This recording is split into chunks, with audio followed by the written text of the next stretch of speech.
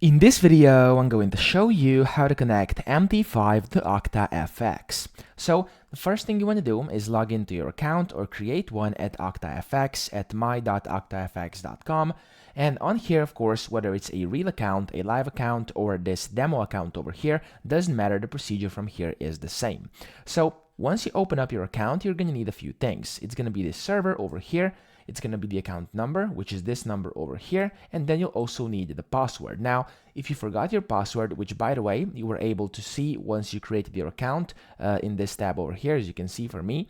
Now, if you forgot it, you can click Forgot Trading Account Password and you can reset it that way. But those are the three things you'll need. From here, what you want to go ahead and do is you want to open up your MT5, your MetaTrader 5 on your computer, and you want to go to File, top left, open an account on here, and then you want to look for OctaFX. Click on Find Your Company. And then over here you have Octa Markets Incorporated, OctaFX. Click on Next. And from here, click on Connect to an existing trade account.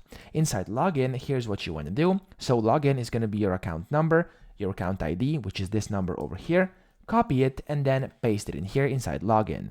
For the password, it's going to be your password, so it's going to be the one I just told you earlier. Of course, you will have to reset it in case you forgot it, but you can do this with this button over here. If you remember it, good for you. You can just paste it in or type it in yourself.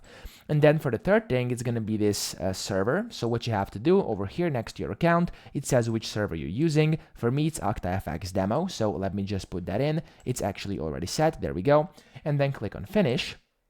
And after you do this, you can see I got the confirmation mail and I've successfully basically connected my MT5 with OctaFX. So that's pretty much it. I hope this video helped you out. If it did, please subscribe to the channel and help me out as well.